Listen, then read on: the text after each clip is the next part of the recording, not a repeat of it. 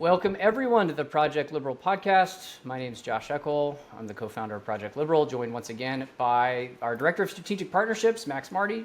Max. Hello again. Great to see you. Today we're talking to Hutch, YouTuber, commentator, aggressive liberal, I think is how you describe yourself. Hutch, thanks for taking the time to chat with us. Glad to be here. Thanks for inviting me. Yeah, absolutely. So I was going to fill you in a little bit on kind of how I discovered your content to maybe kick us off for the conversation, because I think this is, one of the reasons why I wanted to have you on the show, one of the reasons I followed you now for about a year. I think I found your content last year, like towards when the election was happening. You were engaging regularly, both I think like right before and after, with like what I would actually describe as kind of good faith discourse with people on the right, Trump supporters. I mean, I'd say good faith in the sense that there wasn't screaming. In several of the instances I saw, in some cases it seemed to me like you actually got through and made them really like think, second guess some of their positions. And that was the real thing I wanted to kick us off on. Is I feel like in society right now we're getting increasingly siloed. People are kind of unable to have conversations. And I know that, for Max and I have spoken a lot about this, but like I think there's a very significant difference between somebody who's like a Trump, through the wool loyalist and a traditional Republican. And I think that many people, like in the traditional Republican camp, voted for Trump, not because they were like super dedicated to Trump, but because they had, they thought he told it like it was, or they were sick and tired of grocery bills. And people are kind of like on the left unwilling to, I think, engage with that in good faith in such a way that they can kind of actually make progress in making these people kind of break out of the cult mindset. So I was just curious as to kind of like, what were are your strategies going into that conversations? How do you do it with positive outcomes? And like, do you have any tips or tricks or, thoughts for how to have those types of conversations as things get more and more polarized? Well, now I'm curious what video or stream you saw, because to be honest with you, most of my interactions with MAGA people don't. I find it, especially after doing this for 9 years, I started to sort of work politics into my content starting around 2016. And I used to engage with MAGA a lot more during the first term. And I've found that it's gotten to the point where I don't find the conversations to be particularly challenging. A lot of the times you end up, instead of having, I think more interesting conversations about like, what does rent control look like in practice? Like, does it actually, reduce the cost of living for more people? Instead of having those discussions, you're like, is that cloud formation like sinister? Is there something going on with that cloud? Like I don't know. I feel like maybe whatever you saw during the 2024 campaign probably was an outlier. I've had some people reach out to me and say that I've kind of pulled them back from MAGA. But these days it's been more I've pulled people back from like the fringe left. Like that's more what I'm focused on right now. So one of the conversations that I heard wasn't a conversation in which I felt like you had completely and fundamentally changed somebody's mind, but you had left the conversation in such a way that there was actually discourse happening. So what I mean by that is a lot of people are unable to have discourse. I mean, like we're talking about screaming, shrieking, an inability to kind of get through the conversation. And I feel like just simply being able to have that conversation with somebody and planting those seeds was powerful. But this touches on a broader theme that we're seeing on the right, which is, and I think that you could speak to this because I know you were like Call of Duty, you did a lot of like streaming early on. Is this kind of like red pill pipeline and the entry point that a lot of people have through gaming and like Discord communities to the far right? Yeah. I am curious, as somebody who's been involved in this kind of world for a really long time, like what do you think is kind of happening there and leading to these kind of outcomes? To what specifically are you referring? Are you talking about young people maybe being pulled into red pill spaces? Is that what you mean? Yeah, specifically. I mean, Max and I have spent a lot of time talking to other guests about kind of what are the different, reasons, like the psychological reasons that are kind of leading people into the red pill pipeline and kind of. And I'm just curious as to whether you have a broad take on that. Kind of like what is going on in the red pill community and why is it so pervasive, like in digital and online gaming spaces on the right? The thing with online spaces for gaming is that it's not just one thing. Like when we talk about gamers, that used to be a more kind of niche description maybe 20, 30 years ago. There was a lot of stigma when it came to video games. Like when I was growing up in the 90s, if you were an adult to play video games, it was considered the hallmark of like a loser, someone who lives in his mom's basement. But gaming really became ubiquitous in the 21st century. And now most people play some kind of game, whether it's on their phone or, mobile gaming is really big. And so it really just depends on the community that you're in. I did cover Call of Duty stuff. That was how I got my in on the internet starting in 2009. And so, the Call of Duty community can be kind of toxic. It's like a very aggressive, kind of like masculine dominated sort of community. But then there are all these other gaming communities that are way more wholesome. So it really just depends. So I'm not sure that there's like a hard and I don't know if there's like a thing that's happening with like all gamers going into red pill spaces, but I think one of the reasons why people are so attracted to sort of reactionary like political content online these days is because there's this really pervasive anti-establishment vibe that's happening across the spectrum. So like left-wingers are getting really fed up with their leadership and their institutions, or the institutions. Right-wingers are expressing the same thing. And they're sort of attacking those problems, I think, from a different perspective. And so you get this left-wing populism that pops up that I think tends to oversimplify problems and blames everything on, billionaires and private money interest. And then the right-wing populism is more based on like nativism and sometimes racism, a lot of protectionism. There's a lot of isolationism that's popping up now. And so I think it's a really complicated dynamic, and it's pretty tricky, I would say, to navigate it. But I think like one of the best ways that you can have a conversation with someone who is from the fringes of either side is if you can identify right away that the person is approaching the conversation in good faith. If you just like demonstrate, I think, a base level of respect, and if you don't purity test them into oblivion, if they say something that maybe seems problematic or something like that, if we're talking about social issues, maybe don't immediately condemn that person or make assumptions or judgments about that person. And I think if you can connect with someone in that kind of way, then it makes that conversation, it makes the opportunity for that conversation to be successful like the chances of that happening are a lot higher. Yeah. I know when I've tried to do this, I guess this is true for a lot of people, you try to find some kind of shared context or some kind of shared value to anchor the conversation on before you dive into what you might disagree on, right? So like, hey, let's talk about this article on this thing. Hey, we both agree that we can't believe that this happened to this guy, and then from there try to launch into other stuff. Yeah. Do you find the same thing is useful when you have these discussions? Yeah, definitely. You try to find some kind of through line. But I think one thing that we haven't really touched on yet is I think social media, I think we're past the point where you can say something like Twitter isn't real life. I do think it is like reflective of what we're seeing out there in the real world. I think the conversations that are happening on Twitter are probably happening among coworkers all over the country, among their families. I mean, that's the feedback that I get from people, is that they have very similar conversations with their family and their coworkers and their friends.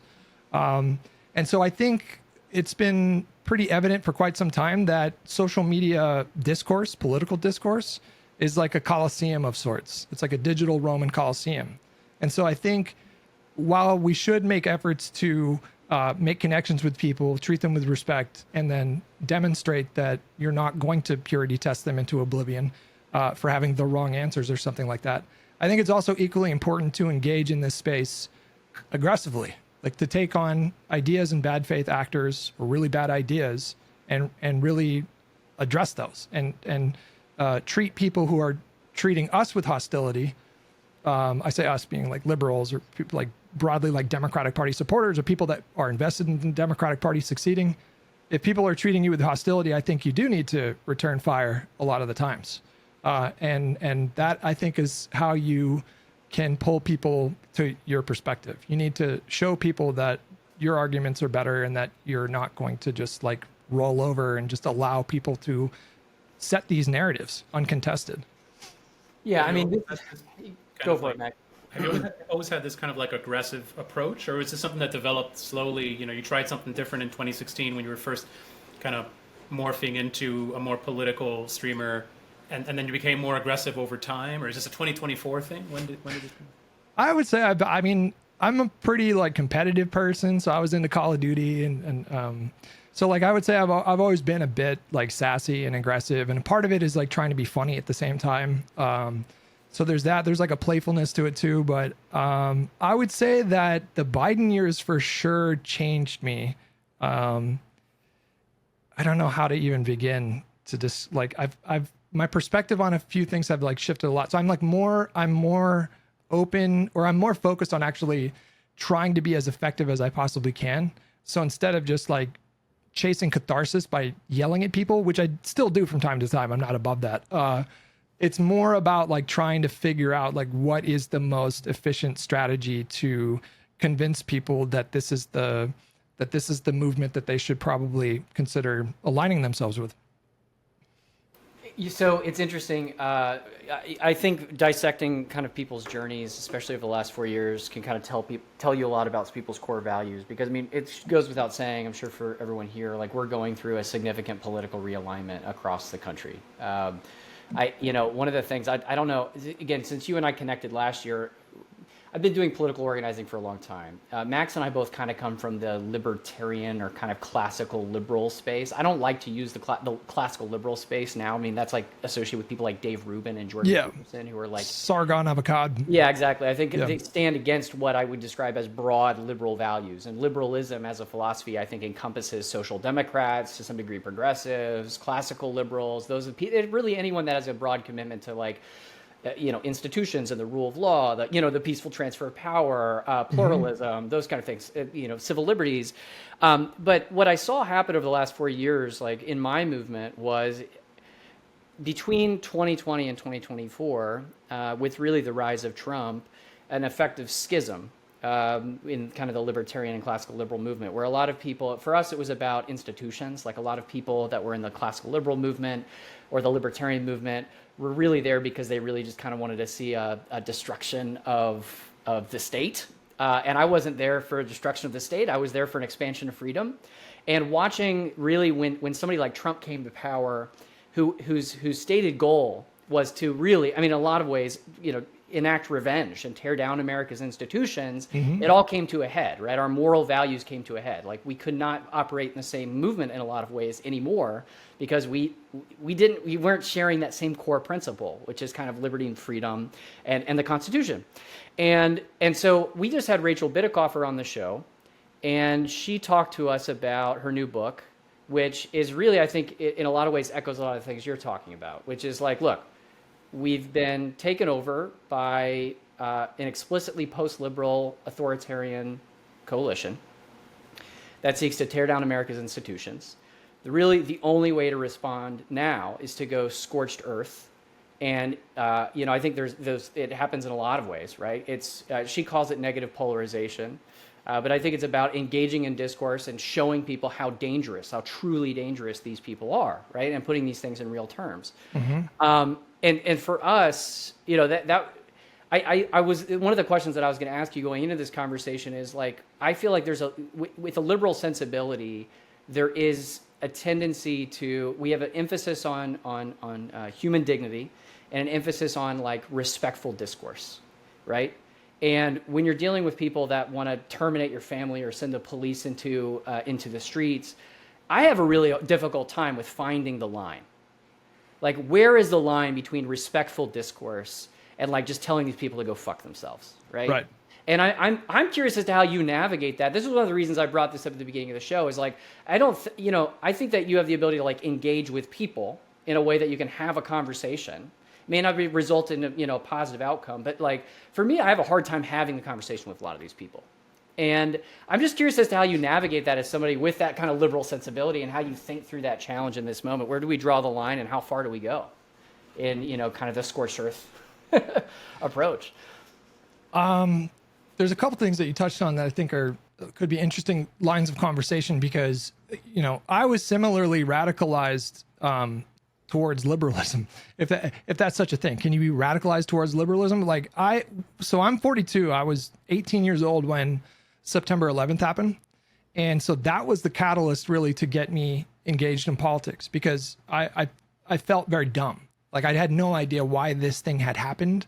I had no sense of like domestic politics, let alone geopolitics. And I felt really self-conscious because I was in school at the time. So I was in this academic setting and people are having these really detailed conversations about like destabilization in the Middle East and perhaps blowback from like 1970s. I had no idea what they were talking about. And so that got me, my own self-consciousness about feeling dumb got me interested in politics. But the kind of politics that I got interested in at a really young age was like Noam Chomsky, Howard Zinn. It was like very, very leftist. And so for the first, like right up until like the Trump era, the first Trump term, I would have probably called myself like anti-capitalist, maybe socialist, certainly leftist.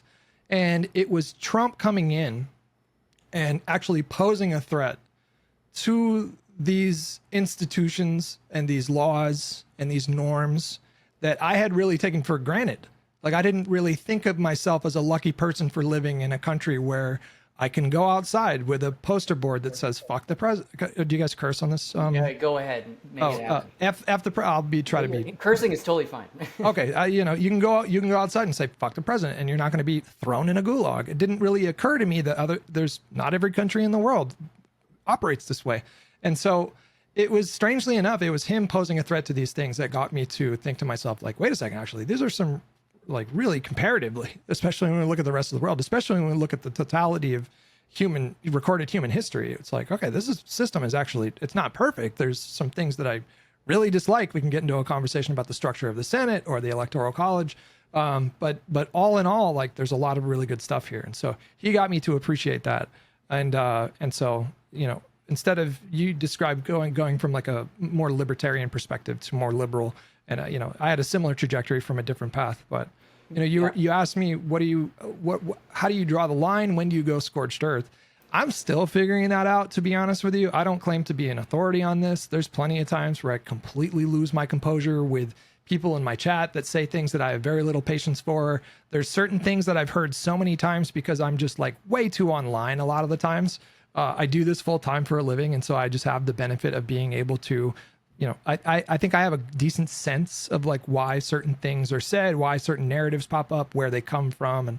And forgive me, I lost my train of thought a little bit there. I'm still figuring that out. And so like one of the things recently that's helped me be a little bit more patient with like MAGA specifically. I mean, there's all kinds of but I would say just generally with people is, I have a dad who is extremely pro MAGA. Like my dad is this old school, very masculine, very stoic kind of guy, very old school guy. He went from being, a JFK Democrat when he was a kid to a Reagan Democrat to a Clinton Democrat. And then after 2001 and September 11th, he went way to the right. He started watching Fox News all the time. And then we've many such cases, right? And that caused a lot of friction in my relationship with him for a lot of years because I just wasn't able to compartmentalize and separate like him and his humanity and his flaws and all that stuff and the things that I admired about him, all of that kind of got lost because I just saw him as this like MAGA supporter. And it's been in recent years that we've been able to like figure out a way to make that relationship work by just not talking about politics, that I've been able to remember the really good things about him. And so we have this like much better relationship now. And so through that experience, I'm starting to become like a little bit more patient with people. I don't know if that answers your question. No, it does. This is exactly this is the challenge that I'm dealing with. I mean, I live in the Deep South, okay? And what state do you feel comfortable? Tennessee. I'm in Tennessee. Oh. Yeah, and I've lived in the Deep South my entire life. I was like raised for my family was 3 generations of evangelical pastors. I mean, I was raised in what is MAGA country. And so that dichotomy of like, I've struggled with this, talking to my wife, talking to my family and close friends of mine, like what I'm rightfully appalled by what's going on. And I have a really hard time separating that out. And it's not only just in person, but it's in the digital world too. Like, how far do we go? And I think this is a real a struggle for liberals. I mean, like Popper talked about the paradox of intolerance, and Mises talked about, how we need to be intolerant of intolerance. And finding that line, I think, is really, really challenging right now. And especially for people engaged in discourse. Because one of the things I was going to mention was there's a component where you could feel morally superior, right? You could say, you're a complete piece of crap. Screw you. Like you're leading the country down the wrong path. But like if you're not engaging with it, it increases the polarization, and then we cannot fight, the actual undertones that are leading this, in creating this environment, right? Yeah.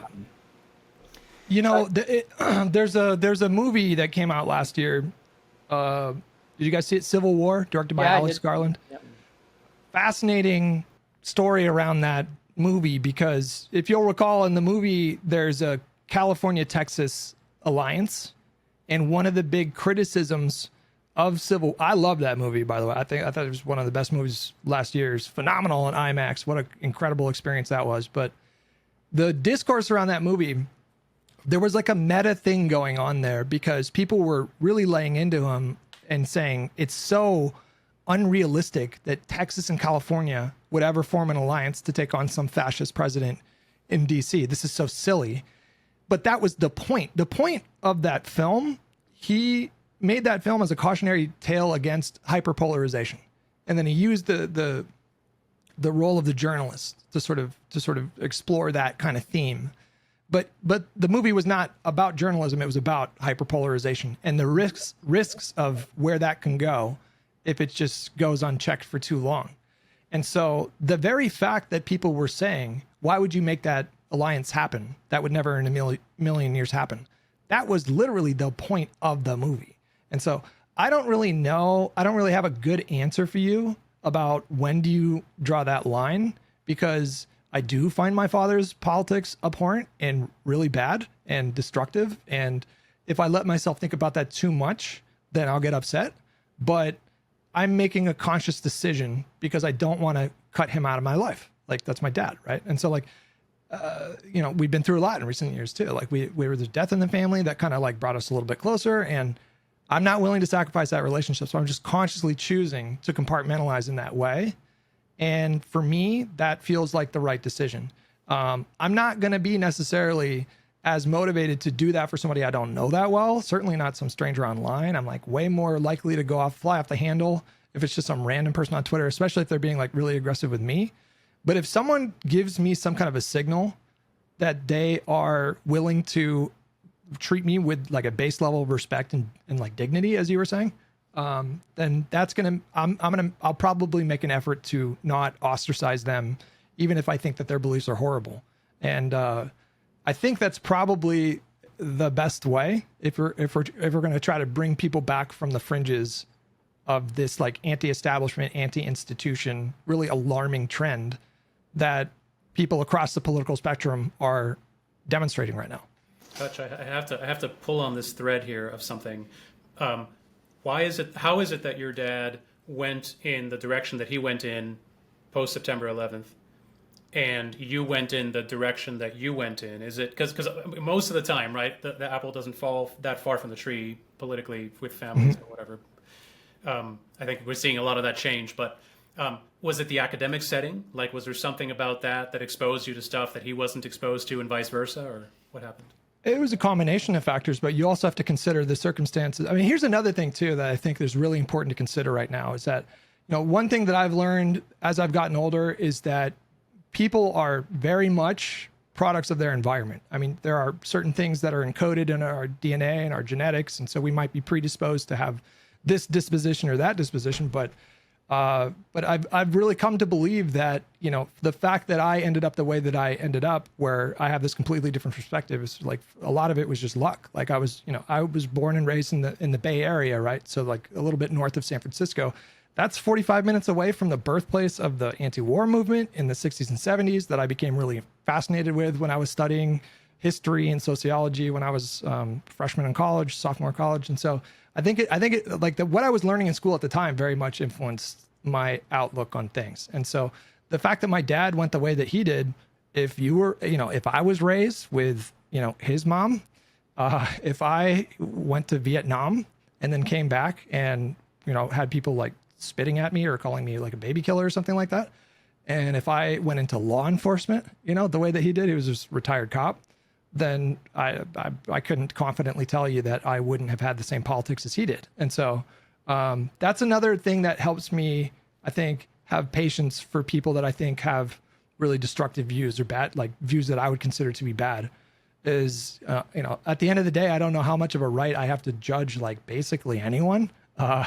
I'm not perfect. Like, I'm not claiming to be perfect. I definitely judge people, and I definitely lose composure sometimes. But as an ideal to strive towards, if you can just keep in mind that you really don't have any idea, do I really have a right to judge like some MAGA voter in a super rural area of this country that maybe weren't raised with a lot of like ethnic or religious diversity?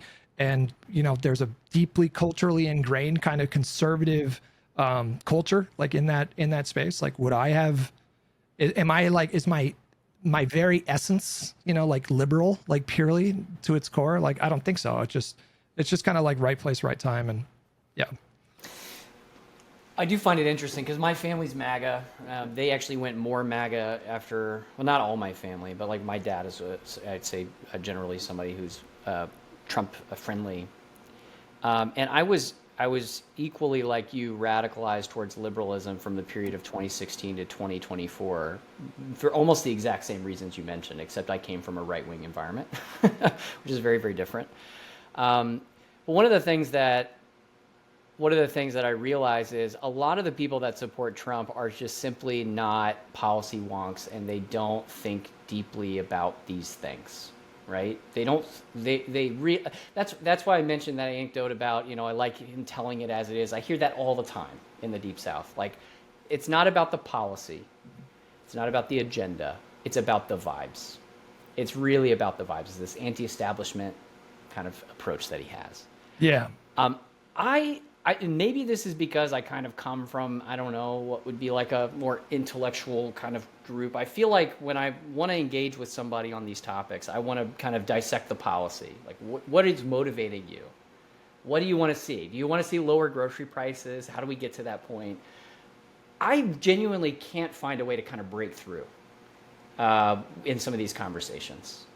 And I'm curious, like, winning the vibes game, I think, is the most important thing liberals can do right now. And this is part of the reason why we started Project Liberal, is because we feel like we have to kind of engage in the discourse in a way that really simplifies it and makes it easy for people to understand. But do you have any thoughts on the vibes game and how liberals are doing on that front right now, and whether there's anything that they could do to do better at it? I do have some thoughts. You spoke to the fact that people are drawn to Trump because of, in your words, he tells it like it is. I think there is an element of truth to that. Of course, like, paradoxically, he's also uniquely dishonest. Like, it's very rare that you can find someone who basically every time they open their mouth, there's some kind of falsehood, omission, outright, lie. But the perception is that he is authentic. And I think that's the key word that is super relevant to this particular part of the discussion about diagnosing like what the problem is with the Democratic Party, but you can have like larger conversations as well in terms of politics. And I think what happened was, in the 21st century, the prevalence and the ubiquitousness of social media has really changed the way that people view not only politics, but like culture. And I think that once people started to express themselves very candidly, for better or worse, people got used to normalizing conversations that maybe would have happened just privately off to the side. But you wouldn't have thought to have a conversation about really controversial topics or say really edgy things, in a setting where there's a bunch of other people or something like that. All of a sudden, people just started speaking very candidly about like what they think about things. And I think that changed. I would add to that, Hutch, that a lot of people didn't have any of these conversations at all. They were just caring about other things in their lives, and were kind of thrust into caring more about politics because it's all over the place now in their sort of field of view, where it wasn't before. Yeah. And there's a monetization part of it too now, where there's this financial incentive for people that cover politics. It used to be, and people like me covering video games, it used to, early on, the job didn't exist. Like a Call of Duty content creator, that was not a thing. And people like me back then just did it for fun. And it was the same thing for political commentators.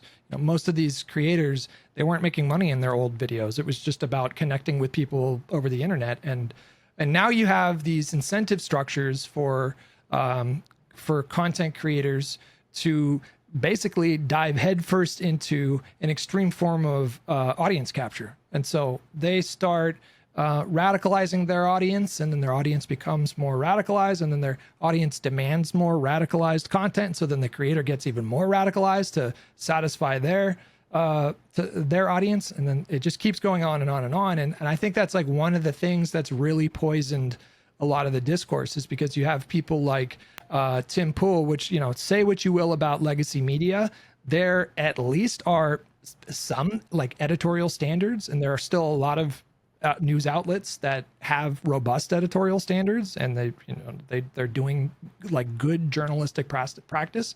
But when you're a content creator, you're not accountable to anyone. If you get a story wrong, you don't care. Who gives a fuck about a retraction? Your audience doesn't expect it from you. You can get vital details of a story wrong yesterday, and the next day you're just on to the next thing. And in fact, you're incentivized to not acknowledge your mistakes. And so I think the rise of alternative media in many ways has a lot of benefits in terms of educating people. I think it's probably a good thing that more people are talking about politics generally, but in a lot of ways, I think it's actually been much worse than legacy media in terms of how it oftentimes obfuscates the truth or confuses their audience. Like there was that, I think, poll, pretty famous poll from a number of years ago, where it compared people that watch Fox News to people who don't even consume the news. And what they found was that the people who don't even consume the news were better informed than people who watch Fox News. And I think the same holds true, probably to a more extreme degree, with a lot of content creators these days. I don't know if we. I basically just tell my mom, and my family also has a lot of this problem. Just turn off the damn television. Just unplug it. Turn to channel. Go switch to National Geographic. Anything. Just stop. Get Fox News off the TV. I mean, good luck. It's like crack cocaine for that. I mean, the other thing too is like phones, right? Like everybody was really worried about what phones would do to kids. You know, and there's like recent measures in various countries and states to get rid of cell phones in classes because it's so distracting and it's so harmful and destructive, I think, for young people. But we're not even having the conversation about like our boomer parents that are retired. My dad is on Facebook fucking 12 hours a day, bro. He is a heavy hardcore user. And so it's not just Fox News. It's like now there's like Newsmax and OAN, and then like their curated Facebook feeds. And so, yeah, that's the same thing that's happening with the boomers right now for sure. Guys, can I be a ray of sunshine for just a second here? I am actually happy about all the AI stuff that's happening, because AI does not have some financial incentive to like keep you locked into some particular narrative or whatever. And it doesn't have like all of this, the dressings and everything that we see of all the social media crap that we're seeing so often.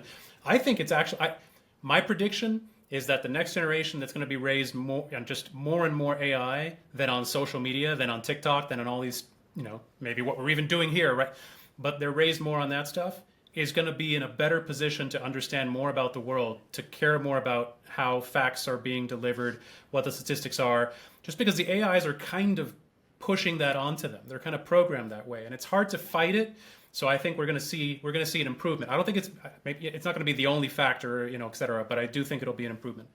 I think you go ahead, Josh. Sorry, no, I was just going to say AI has a liberal bias because liberals are right when they assess the Even world. Even Grok seems to have a liberal bias, right? So like, you know, it's yeah, exactly. Sorry, Hutch, yeah, go for it.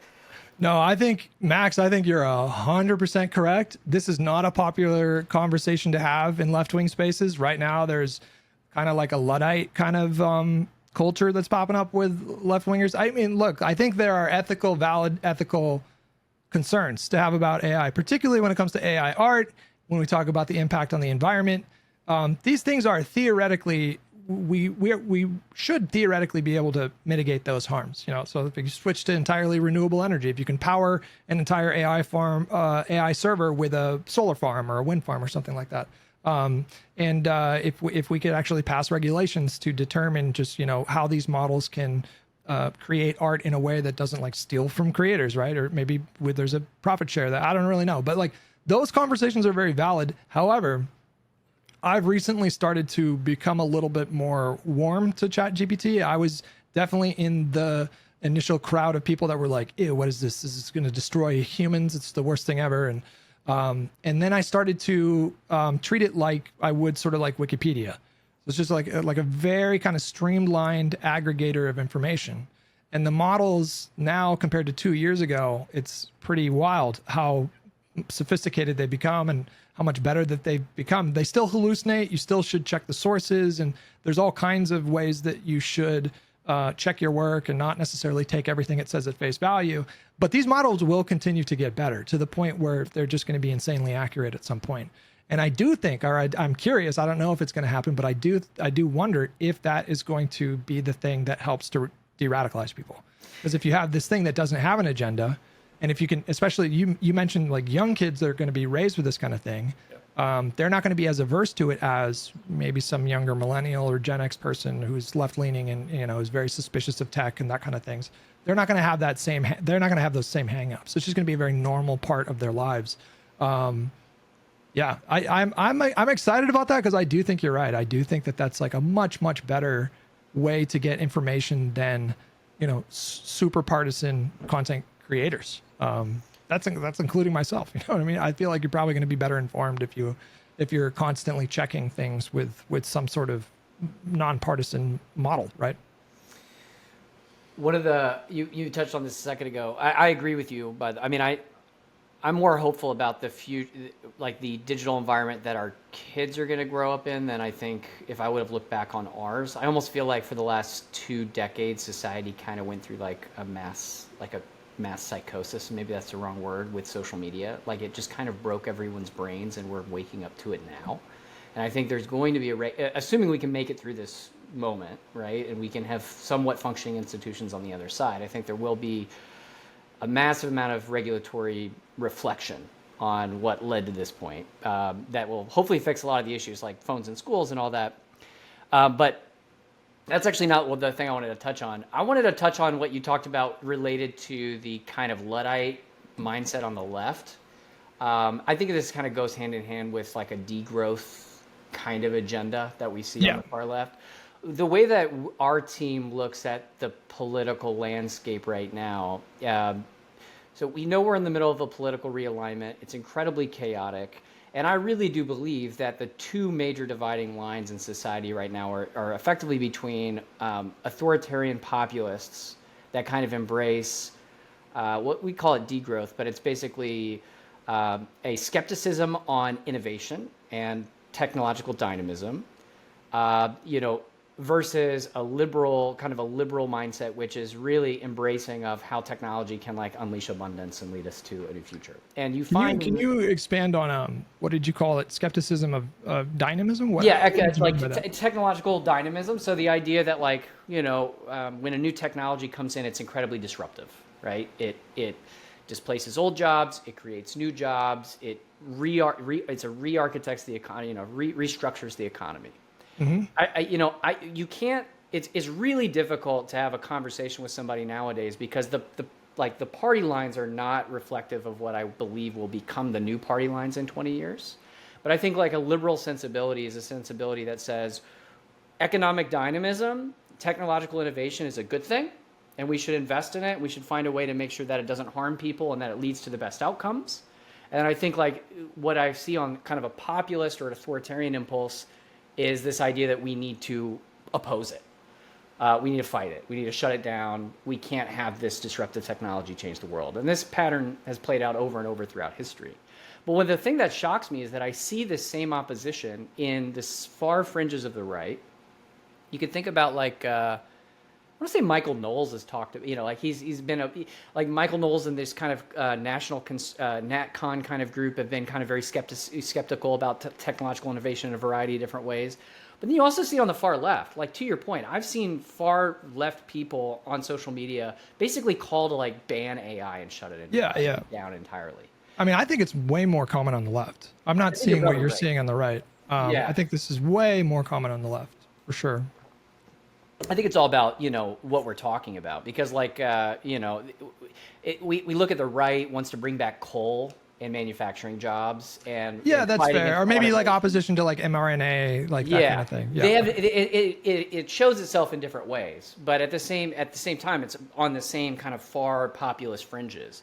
And so one of the things that going back to kind of the vibes conversation is I think liberals have to articulate, and I agree a lot with Ezra Klein and Derek Thompson and their kind of abundance agenda, that the liberal agenda is to embrace economic technological innovation and economic dynamism and kind of unleash that to bring people out of poverty and improve the world, and put that and juxtapose that against the populists on the far left and the far right that kind of oppose it.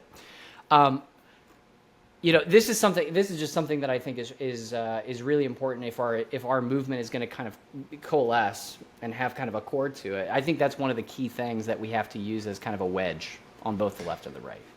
Yeah, they kind of come at it from different angles. Like the opposition, it might be similar just in terms of just being opposition, but right wingers, they might be more opposed or skeptical of technological advancement because of reactionary politics. So like because they feel like we're moving away from some, real or imagined ideal that we used to have in like the 50s and 60s. So, technology is moving people away from religion and, the nuclear family and, heteronormativity or whatever. And left wingers, maybe they're viewing it more through like a Marxist lens and his kind of concept of alienation when he was talking about labor and, what kind of like this technology is sort of, isolating us from each other and it's doing the opposite of, forming like incentivizing us to form communities.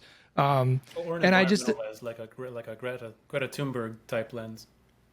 Yeah, I mean, there's valid concerns there, right? Like I keep reading about this server farm that Grok uses that's polluting a local river or something like that. So it's not like those conversations are not relevant. But that's kind of the thing about populism, which I mean, I don't know about you guys, I really can't stand populism and I think it's making people stupider. But one of the reasons why populism is so successful from time to time is that they are touching on like kernels of truth. And so, when someone like Cenk or Bernie Sanders talk about, the 1% of the 1% and the billionaires and like big money in politics, it's like there are valid concerns about how much money is going into politics and from what sources and these kinds of things.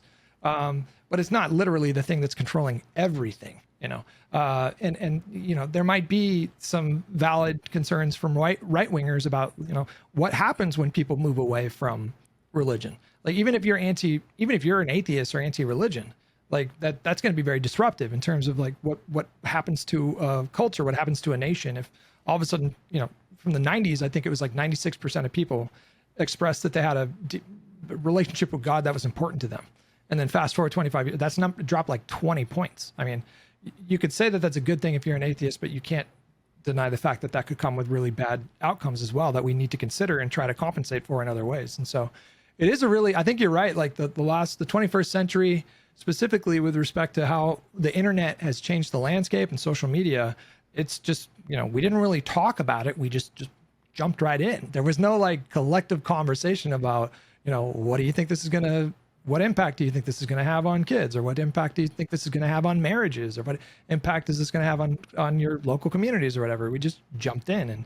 And I think in many ways, Trump represents the sort of zenith of like the disruption that comes from that kind of thing. Because I do think you can draw a straight line from like social media to his success. I don't think he would have been successful without this new kind of technology. But I would push back on this fact, on this aspect.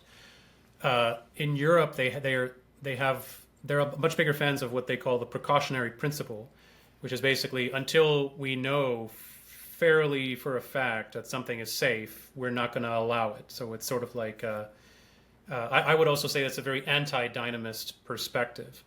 So when you say, we didn't really have a conversation on this stuff as it was kind of creeping into the mainstream for the past 20 years or whatever, since Facebook came out. I would agree. We didn't have one conversation. We probably had like thousands of, millions of conversations, but there was no cohesion to them. But I would also say there's no way we could have anticipated every way that this was going to roll out and the way it was going to affect people. The way that young girls are being so affected by social media and they're like committing suicide at higher rates and all that stuff. We didn't have that data. And I don't think we would have easily been able to deduce that from what we knew at the time. So we wouldn't want to have like pulled back and said, no, we're not going to allow social media companies to exist, or we're not going to allow people in colleges to join them or something. So I think we should still have a let people try things and then see how it goes, and then if we need to, we act afterwards. But I wouldn't try to preempt any of that. Oh, I didn't mean to suggest that we shouldn't have allowed those technologies to happen. I mean, I was simply saying that it brought problems that people hadn't anticipated. How could they anticipate it? But I broadly agree with you. I don't think we should necessarily place heavy restrictions like ban Facebook or whatever. It's really been actually having kids that's made me reflect on this. So it's like, what the hell happened to society and our brains over the last 20 years, and what needs to change to fix that? But you're right. Trump is the social media president, and the way that he governs is almost like a model of the social media impulse. Every day, it's almost like he's. Well, just look at the way that they're doing marketing for their entire campaign. It's all about generating a vibe, getting the pictures, getting the videos, kind of getting that out into the world. One of the things I think Democrats have to do is recognize that this is a new media landscape that we're in. And like the Biden approach of just kind of letting your results speak for themselves is not enough. So I don't think we should be signaling cruelty like Trump is doing. But when going back to the vibes conversation, I think Gavin Newsom's doing a really incredible job of this. And I think that he should, he's a great model for like how Democrats should be thinking about the new digital environment we're in, because we're definitely losing there right now. I just don't think anyone has the right to disagree with the assertion that Newsom is doing a good job meeting the moment, because just look at the primary polls. I mean, there was a national poll today.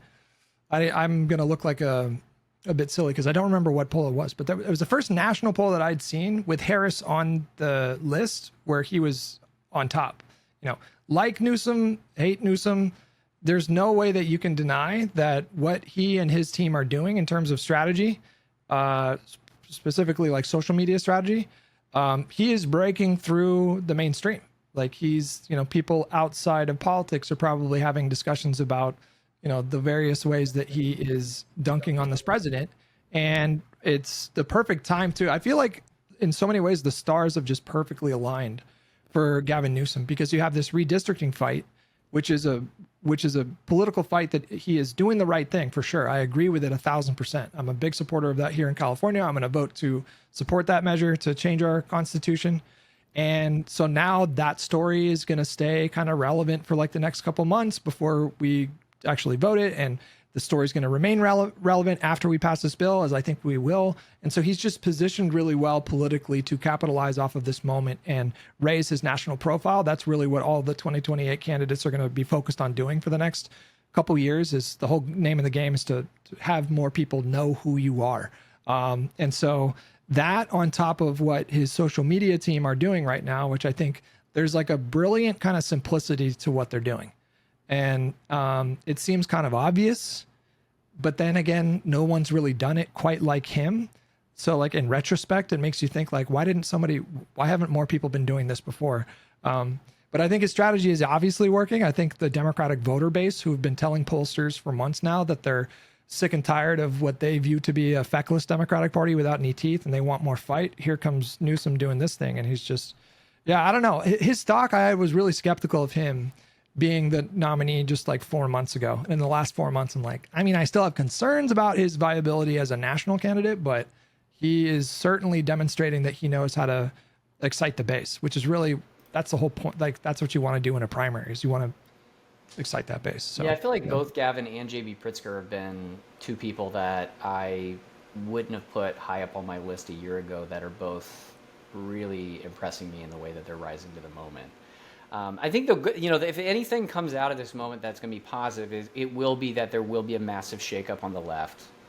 I think we're going to see a Democratic Party on the other side that's going to be very different, because it's clear that there's a massive hunger from the population for, again, someone to rise to meet the moment, to actually genuinely oppose this and do something about it. And it doesn't feel like the Democratic Party establishment, Hakeem Jeffries or Chuck Schumer, are willing to do that.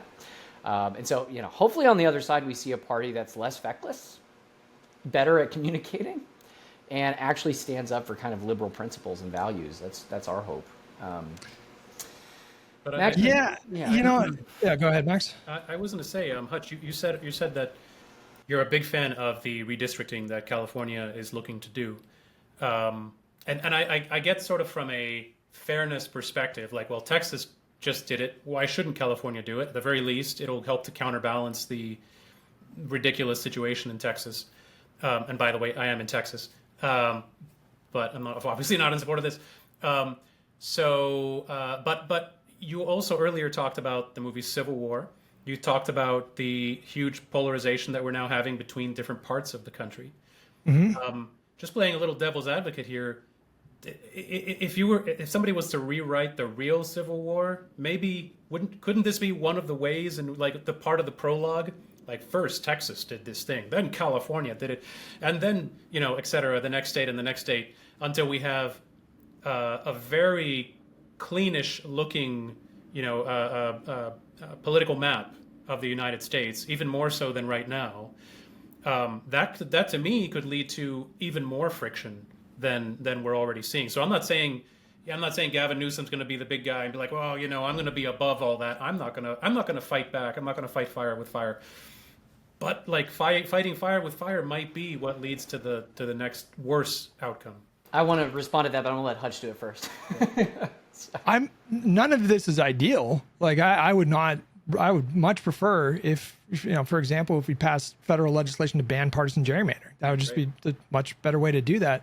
I think like in your hypothetical, I mean, sure, there's a risk of this being one of the, I think we're well into a prologue. So I don't know if this would be the straw that broke the camel's back. I mean, there's so many other things you could point to that has like really polarized this country in the last, particularly 30 years, you know, since the 90s really. But I think like your hypothetical, you would have to weigh that against, you know, well, what would be worse, like a civil war, like hyperpolarization that leads to a civil war, or just complete Republican dominance? You know, all of a sudden they're gerrymandering the shit out of every state. We're not retaliating, and now they have big enough majorities in the Congress to pass constitutional amendments. I don't know which. The only two options. Right. I mean, like, I think you can make a strong case that the latter would be a worse situation, and that itself would probably lead to civil war at some point too. So, yeah. I mean, nothing about this is ideal. I don't love that we have to do this, but I do think we have to do this. I think California has to do this. I don't know what other choice there is. Yeah, I agree. And it's ironic because if the Democrats succeed in doing it in Congress, ironically, you know, we actually might get a ban on gerrymandering if Democrats take power.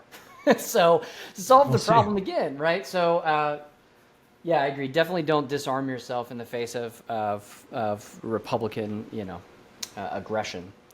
How do you guys feel about the filibuster? Because it's hard to imagine. I'm in favor of keeping it. I don't think we should remove it because I mean I think it's protected Democrats just as much as it's protected Republicans. Would you do it? Would you advocate for like a carve out to ban partisan gerrymandering?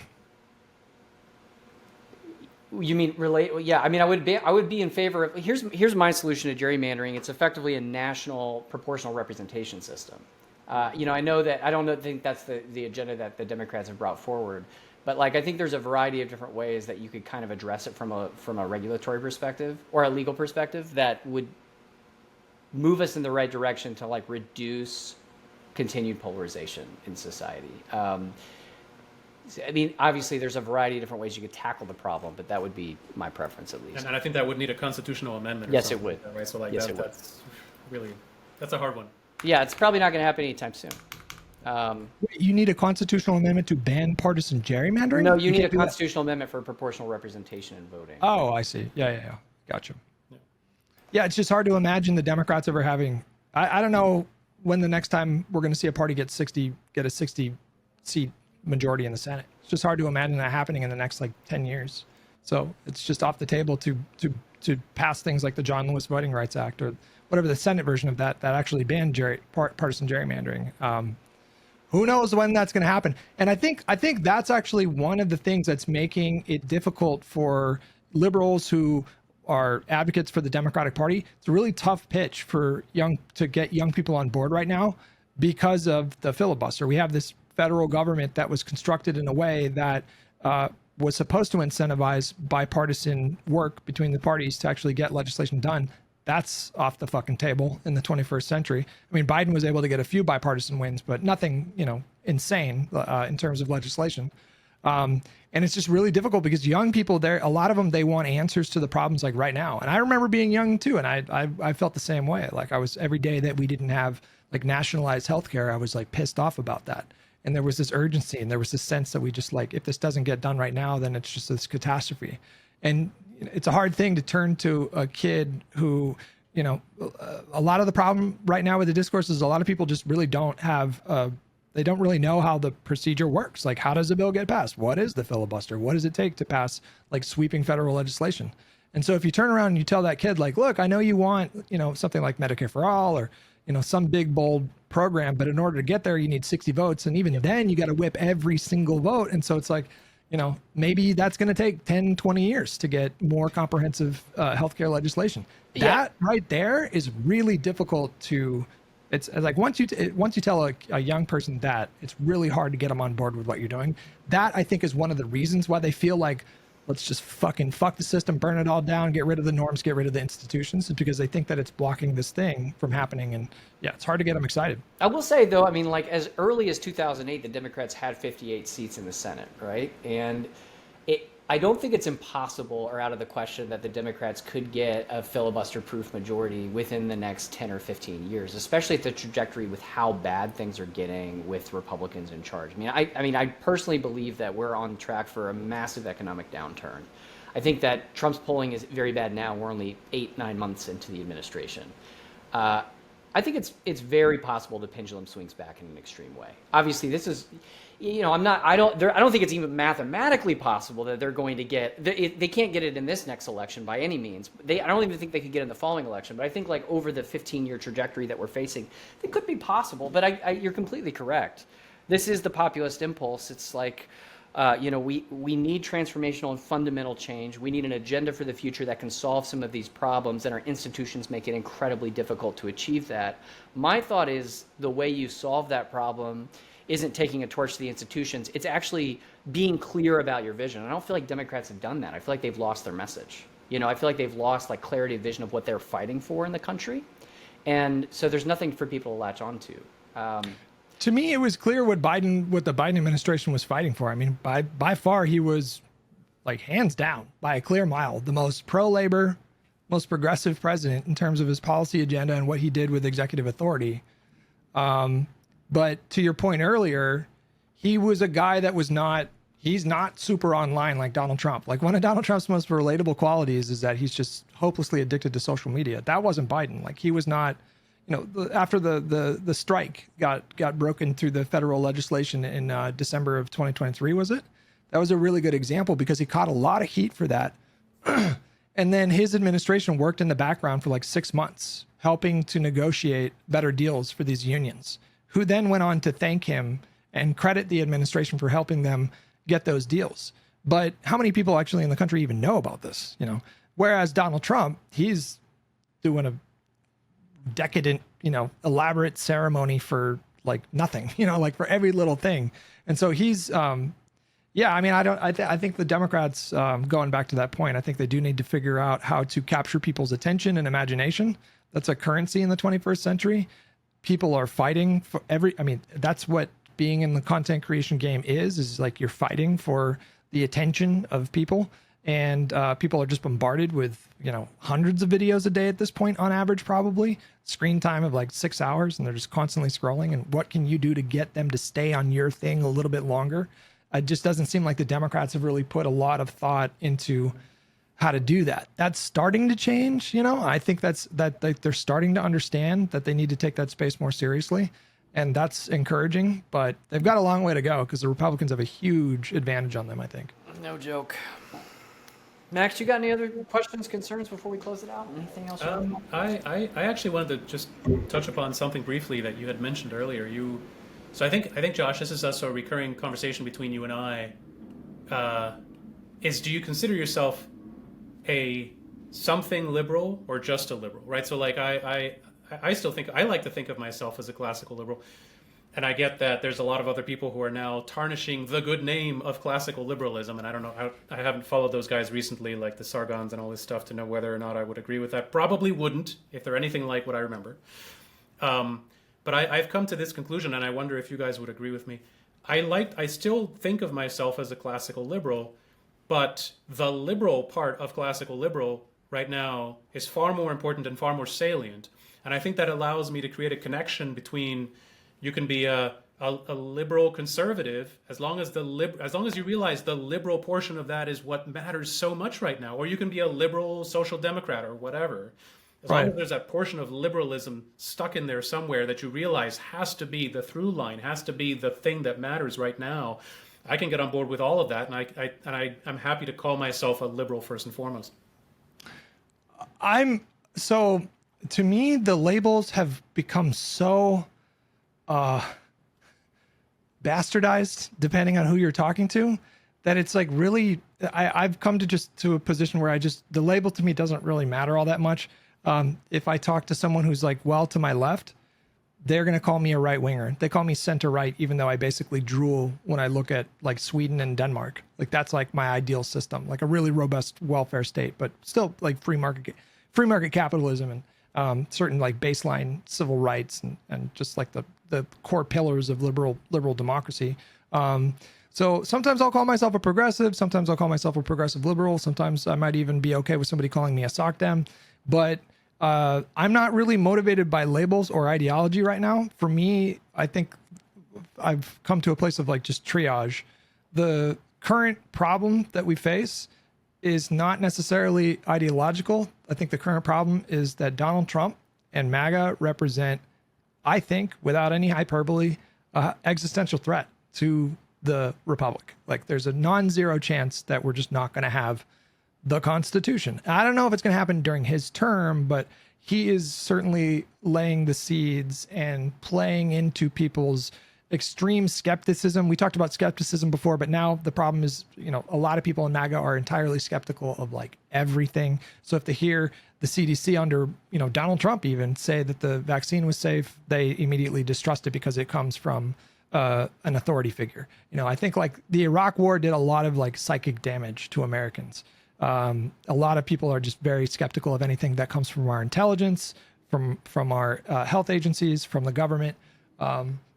And so to me, it's just about maximizing Democratic Party wins, minimizing Republican wins. If that means me, if I live in West Virginia and, Joe Manchin is on the ballot, even though he's way to my right, I'm going to like very eagerly support him and then encourage people around me to support him. So I'm focusing on politics right now, almost like Moneyball, like the Brad Pitt kind of approach to the baseball in that movie or whatever. I'm just, it's just about like, how do we win as many seats as possible? What is the best candidate for that district? Even if I don't agree with that person ideologically, like again, ideology just has nothing to do with that.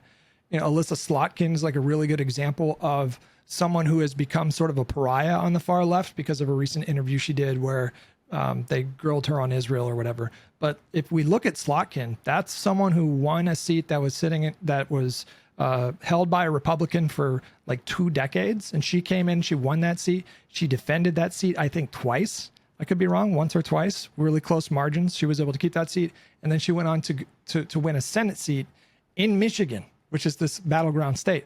So I see someone like her, and even if her politics are not really quite like mine, I'm going to support that candidate in that district. And so, I don't know. Yeah, I think that answers your question, but I'm not really thinking about I'm not thinking about policy right now, to be honest with you. I'm not thinking about what are the labels. It's just, what is the best way who's going to give us the best chance of winning? Oh Lord, yeah. Well, this will be an interesting next 18 months.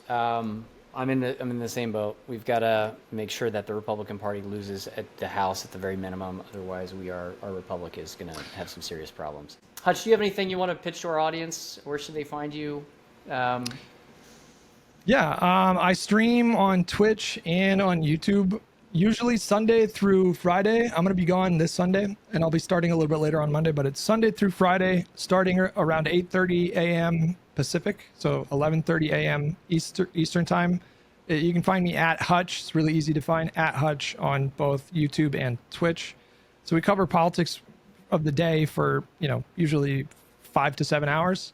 And then if you guys want to follow me on Twitter, it gets a little bit more rowdy over there. It's just at Hutchinson. It's my last name, Hutchinson. And yeah, thanks for having me on, guys. I've really enjoyed this conversation. Yeah, thanks for chatting with us. If you're interested in getting involved in Project Liberal, you can visit our website at projectliberal.org. We're an organization started to advance the cause of a free and open society. You can support our work, become a member at projectliberal.org/member. Max, thanks for your time. Hutch, thanks again. We'll see you guys on the next episode.